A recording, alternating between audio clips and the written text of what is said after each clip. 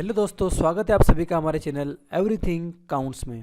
आज के इस लेक्चर में हम लोग बात करेंगे effect of alloying elements in steels and alloy steels. जो स्टील है और जो एलॉय स्टील्स हैं उसमें जो आप अलोइंग एलिमेंट्स मिलाते हैं उसका क्या इफेक्ट पड़ता है।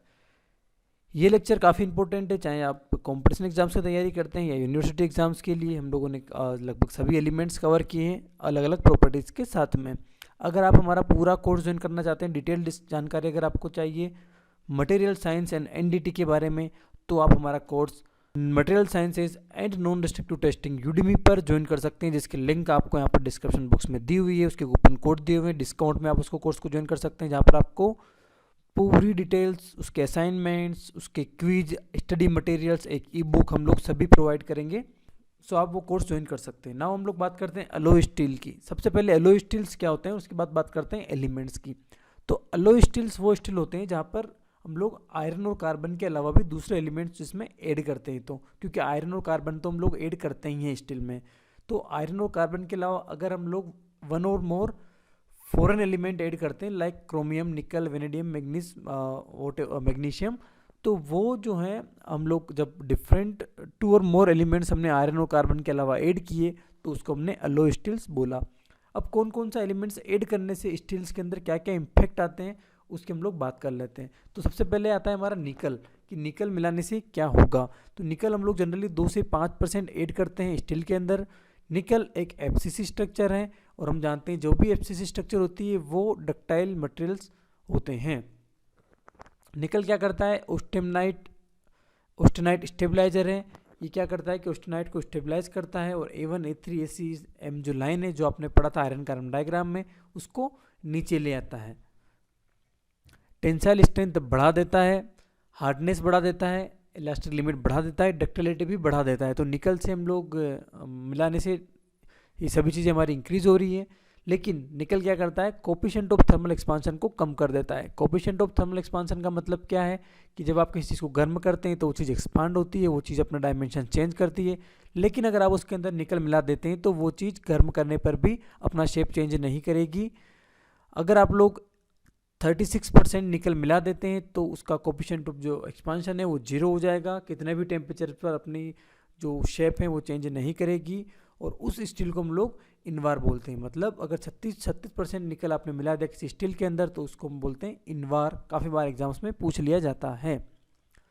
अब निकल्स के जो स्टील्स बनते हैं उसका हम यूज़ करते हैं आईसी इंजन्स के वाल्स में, क्योंकि वहाँ पर बहुत ज़्यादा टेम्परेचर जनरेट होता है तो वहाँ पर हम लोग निकल यूज़ कर लेते हैं। साथ ही साथ सुपरहीटेड स्टीम्स के वाल्व्स के अंदर, बॉयलर्स की ट्यूब्स के अंदर, तो जहाँ भी हम लोग हमारा का इंट्रैक्शन हीट से होता है वहाँ पर हम लोग क्या करते हैं, निकल यूज़ कर लेते हैं। बात करते हैं हम लोग अब अगला जो एलिमेंट है हमारा काफ़ी इंपॉर्टेंट, वो है chromium. Chromium corrosion, chromium corrosion मतलब क्रोमियम जो यूज़ करते हैं वो हम लोग क्या करते हैं, कोरोजन रेजिस्टेंस के लिए यूज़ करते हैं। जहाँ पर भी आपके जो घर के बर्तन हैं वहाँ पर आप जानते हैं कि कोरोजन जंग नहीं लगता है, क्योंकि आप उसमें क्रोमियम यूज़ करते हैं। क्रोमियम बेसिकली बीसीसी स्ट्रक्चर्स होता है। जितने भी बीसीसी स्ट्रक्चर वाले एलिमेंट्स होते हैं वो क्या करते हैं, कार्बाइड फॉर्म करते हैं, लाइक वेनेडियम, टंगस्टन, क्रोमियम, मोलिब्डेनियम। ये क्या करते हैं, कार्बाइड फॉर्म करते हैं, like tungsten carbide, chromium carbide. वो काफ़ी हार्ड हो जाते हैं। तो अगर ओबियस है कि हार्ड हो रहे हैं, कार्बाइड फॉर्म कर रहे हैं, तो इनकी हार्डनेस क्या होगी, अच्छी होगी। और हार्डनेस अगर अच्छी है तो उसका वे रेजिस्टेंस भी क्या होगा, अच्छा होगा। ये क्या करते हैं, फाइन ग्रेन स्ट्रक्चर बनाते हैं। फाइन ग्रेन स्ट्रक्चर बनाते हैं, इसकी टेंसाइल स्ट्रेंथ भी अच्छी होती है। ग्रेन साइज रिफाइनमेंट को कम कर देते हैं। जनरली हम लोग 0 से 2% क्रोमियम मिलाते हैं। लेकिन और जो क्रोमियम का यूज़ है हम करते हैं क्रोम स्टील के अंदर, इसका यूज़ करते हैं रोलर्स के लिए, बॉल बेयरिंग बनाने में, वहाँ पर हम लोग क्रोमियम यूज़ करते हैं। अगला एलिमेंट जो हमारा है वो है टंगस्टन। टंगस्टन हम लोग क्या करता है, हॉट स्ट्रेंथ बढ़ा देता है। सिंगल पॉइंट कटिंग टूल का आप जो यूज़ करते हो वो क्या करता है, मटेरियल्स को काटता है। तो जब आप वो कटिंग करता है तो कुछ समय के बाद ड्यू टू द फ्रिक्शन उसका जो टेम्परेचर है वो बढ़ जाता है। और टेम्परेचर बढ़ने के कारण क्या होता है, मटेरियल अपनी प्रॉपर्टीज़ को खो देता है। लेकिन अगर आप उस स्टील के अंदर टंगस्टन ऐड करेंगे तो हाई टेम्परेचर्स पर भी मटेरियल अपनी जो प्रॉपर्टीज़ है, अपने हार्डनेस को रिटेन करता है। ये प्रॉपर्टीज़ होती है टंगस्टन की, उसी को हमने बोला हॉट स्ट्रेंथ बढ़ा देता है। ग्रेन ग्रोथ को रोक देता है। जनरली हम लोग 3 से 18% टंगस्टन ऐड करते हैं स्टील्स के अंदर उसकी हॉट स्ट्रेंथ बढ़ाने के लिए। इसका यूज़ जो है वो है कटिंग टूल्स के अंदर, आईसी इंजन्स के वॉल्स में, टैपिंग टूल्स में, वहाँ पर हम लोग टंगस्टन को यूज़ करते हैं। साथ ही साथ ये टंगस्टन क्या करता है, मटेरियल की मैग्नेटिक प्रॉपर्टीज़ को बढ़ा देता है, इसीलिए हम लोग परमानेंट मैग्नेट्स जो बनाते हैं वहाँ पर भी टंगस्टन यूज़ करते हैं। नाउ वेनेडियम की हम लोग बात करते हैं, तो वेनेडियम क्या करता है कि हमारी इंड्योरेंस स्ट्रेंथ को क्या करता है, बढ़ा देता है। इंड्योरेंस स्ट्रेंथ क्या होती है उसको आप लोग देखें हमारे मैकेनिकल प्रॉपर्टीज़ वाले वीडियो में। उसके बाद ये पोटेंशियल डीऑक्सीडाइजर है, ऑक्सीजन को रिमूव कर देता है। 0.2 से जनरली हम 1% इसको ऐड करते हैं वेनेडियम को। साथ ही साथ ये फाइन ग्रेन को प्रमोट करता है और टेंसाइल स्ट्रेंथ भी बढ़ा देता है। बात करते हैं मैंगनीज की, तो मैंगनीज क्या करता है, ये डिजोल्व हो जाता है फेराइट के अंदर। आप लोग जानते हैं जब अगर आप आयरन कार्बन डायग्राम का वीडियो आप देखिए, वहाँ पर हमने बात की है फेराइट, सीमेंटाइट, ऑस्टेनाइट की। तो जो फेराइट की स्ट्रक्चर होती है वहाँ पर ये डिजोल्व हो जाता है और टेंसाइल स्ट्रेंथ क्या करता है, बढ़ा देता है। साथ ही साथ हार्डनेस भी बढ़ा देता है। मैंगनीज हार्डनेस बढ़ाता है तो वेयर रेजिस्टेंस भी बढ़ेगा और ये क्या करता है, स्ट्रेंथ बढ़ा देता है स्टील की दोनों कंडीशंस में, चाहे वो रोलिंग हो या हीट ट्रीटमेंट कंडीशंस में हो, ये उसकी स्ट्रेंथ को क्या करता है, बढ़ा देता है। लेकिन अगर हम इसको क्वेंच करते हैं, क्योंकि हार्ड होता है, अगर हम इसको क्वेंच करें, पानी के अंदर एकदम से डालें इसको, तो उसकी क्रैकिंग टेंडेंसी बढ़ जाती है। बात करते हैं सिलिकन की, तो सिलिकन क्या करता है, टफनेस बढ़ा देता है, रेजिलेंस भी बढ़ा देता है और एक स्ट्रॉन्ग ऑक्सीडाइजर के रूप में काम करता है। साथ ही साथ जो हिस्टेरेसिस लॉसेस होते हैं ट्रांसफार्मर में उसको रोकता है। ठीक है, तो ये क्या करता है, डिक्रीज करता है हिस्टेरेसिस लॉस को। इसी कारण हम लोग जो ट्रांसफार्मर के जो लेमिनेशन करते हैं वहाँ पर हम लोग सिलिकन का यूज़ करते हैं। साथ ही साथ जो वाल्व होते हैं ऐसे इंजन की स्प्रिंग्स होती है वहाँ पर भी हम लोग सिलिकन का यूज़ करते हैं। बात करते हैं कोबाल्ट की, तो कोबाल्ट क्या करता है, रेड हार्डनेस बढ़ा देता है। रेड हार्डनेस मतलब वही कि हाई टेम्परेचर्स पर भी क्या करता है, ये कार्बाइड को क्या करता है, रिटेन करता है। जो आप जानते हैं ड्यू टू द कार्बाइड के कारण ही मटेरियल में स्ट्रेंथ आती है, तो हाई टेम्परेचर भी कार्बाइड को रिटेन करता है, उसी को हम लोग रेड हार्डनेस बोलते हैं। तो वो काफ़ी ज़्यादा बढ़ा देता है, लेकिन थोड़ा सा ये कॉस्टली होता है।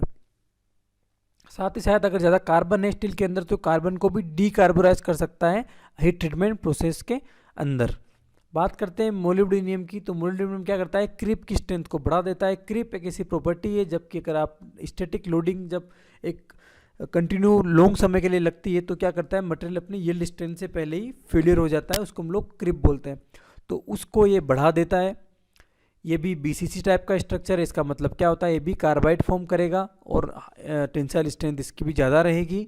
अगर आप यहाँ पर देखें तो आपको दिख रहा होगा 18-4 एक हाई स्टील हाई HSS मतलब जो हाई स्पीड स्टील के जो टूल बनते हैं वहाँ पर हम लोग टंगस्टन यूज़ करते हैं जनरली।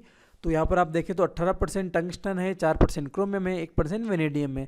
लेकिन चूंकि टंगस्टन काफ़ी महंगा होता है तो उसका रिप्लेसमेंट है मोलिब्डेनियम। हम लोग क्या कर सकते हैं, थोड़ा सा टंगस्टन और थोड़ा सा मोलिब्डेनियम मिलाकर भी वही वाली स्ट्रेंथ पा सकते हैं जो हमको 18% टंगस्टन से मिल रही थी। तो हम लोग क्या कर सकते हैं, टंगस्टन को रिप्लेस कर सकते हैं मोलिब्डेनियम से। लाइक ये 6641 भी यहाँ पर दिख रहा है आपको, तो इसका मतलब ये हुआ कि 6% टंगस्टन, 6% मोलिब्डेनियम, 4% क्रोमियम, 1% अगर हम वेनेडियम मिलाएंगे तो हमको वही प्रॉपर्टी मिलेगी जो वहाँ मिल रही थी और कॉस्ट काफ़ी कम हो जाएगी। बात करते हैं बोरोन की, तो बोरोन जो है काफ़ी कॉस्टली मटेरियल है लेकिन इसकी हार्डनेस बहुत ही अच्छी होती है और boron is very powerful hardenability agent. Hardenability अच्छी है मतलब वियर रेजिस्टेंस भी इसका अच्छा होगा। और सबसे अच्छी बात क्या है कि इसका वियर रेजिस्टेंस अच्छा है, हार्डनेस भी अच्छी है, फिर भी ये बिल्कुल भी ब्रिटल नहीं है। इसकी टेंसाइल स्ट्रेंथ का पर कोई प्रभाव नहीं पड़ता मटेरियल की बोरोन मिलाने से। प्लस हम क्या करते हैं, क्वेश्चन एक एग्जाम में आया था पिछले साल गेट में कि स्मॉल परसेंटेज ऑफ बोरोन हम लोग क्यों ऐड करते हैं स्टील के अंदर। 4 ऑप्शन थे, हार्डनेबिलिटी बढ़ाने के लिए, मशीनेबिलिटी बढ़ाने के लिए, वियर रेजिस्टेंस बढ़ाने के लिए या इंड्योरेंस स्ट्रेंथ बढ़ाने के लिए। तो बेसिकली चारों काम करता है बोरोन, लेकिन सबसे जो आपको यहाँ पर दिख रहा है क्योंकि बोरोन एक पावरफुल हार्डनेबिलिटी एजेंट है तो हार्डनेबिलिटी बढ़ाने के लिए हम लोग क्या करते हैं, बोरोन यूज़ कर लेते हैं। बात करते हैं सल्फर की। सल्फर एक इम्प्योरिटी होता है जो अनडिजायर्ड है, लेकिन ये क्या करता है, स्टील के साथ में पाया जाता है, जिसको आयरन के साथ में पाया जाता है, जिसको सेपरेट करना आसान नहीं है। तो ये बहुत ही डेंजरस है और ये रिएक्ट करता है आयरन के साथ में और सल्फर डाइऑक्साइड बना देता है, आयरन सल्फाइड बना देता है। और आयरन सल्फाइड क्या होता है, ये आयरन सल्फाइड जो बनता है ये जाकर ग्रेन बाउंड्रीज में जम जाता है। चूँकि जो मेल्टिंग पॉइंट है आयरन सल्फाइड का वो बहुत कम है, करीबन 500-600 डिग्री के आसपास से मेल्ट हो जाता है, लेकिन आपका आयरन करीबन 1500 डिग्री पर मेल्ट होता है। तो जब हम लोग उसको गर्म करते हैं आयरन सल्फाइड को, तो आयरन तो हमारा मेल्ट नहीं होता है, लेकिन सल्फर मेल्ट होकर ग्रेन बाउंड्रीज में मिल जाता है और उसमें क्रेक डेवलप कर देता है। तो क्रेक डेवलप कर देता है ये उसके अंदर, उसी कारण ये काफ़ी ज़्यादा डेंजरस है। अब हम लोग क्या कर सकते हैं, इसको, इस सल्फर के इफेक्ट को रिमूव करने के लिए हम लोग क्या करते हैं, मैंगनीज ऐड कर देते हैं। अब जब हम लोग मैंगनीज ऐड करते हैं तो मैंगनीज के साथ सल्फर क्या करता है, मैंगनीज सल्फाइड बना देता है। और जब मैंगनीज सल्फाइड बनता है तो वो क्या होता है, मैंगनीज सल्फाइड का जो मेल्टिंग पॉइंट है वो बहुत ज़्यादा है। इसी कारण मेल्टिंग पॉइंट अगर ज़्यादा है तो वो इजीली मेल्ट होगा नहीं, और वो आयरन के साथ ही आयरन के बाद में मेल्ट होगा, और जो क्रेकिंग प्रॉपर्टी थी वो हमारी ख़त्म हो जाएगी। मैंगनीज जो सल्फाइड है उसकी शेयर स्ट्रेंथ काफ़ी अच्छी होती है, काफ़ी लो होती है, इसी कारण इसकी मशीनेबिलिटी काफ़ी हाई होती है। जनरली अगर हम 2 से 4% मैग्नीज ऐड करते हैं तो उसे मैनेजिंग स्टील बोलते हैं, जबकि अगर हम 12% से ज़्यादा मैग्नीज ऐड करते हैं तो वो मटेरियल काफ़ी स्ट्रॉन्ग हो जाता है, वो स्टील काफ़ी स्ट्रॉन्ग हो जाता है, और उसको हम हैंडफिल स्टील या मैग्नीज स्टील भी बोलते हैं। तो ये थे हमारे एलिमेंट्स, कौन कौन से मिलाने से क्या क्या इफेक्ट पड़ता है स्टील के अंदर। अगर आपको डिटेल में वीडियो चाहिए, डिटेल में पूरा कोर्स अटेंड करना है, तो आप ज़रूर हमारा कोर्स यूडमी पर अटेंड करें। Material science and non destructive testings, आपको बहुत ही ज़्यादा इन्फॉर्मेशन वहाँ पर आपको मिल जाएगी, बहुत ही स्टडी मटेरियल मिल जाएगा, और आगे वाले कोर्सेज भी हम लोग आपको फ्री में प्रोवाइड करेंगे। Thank you so much.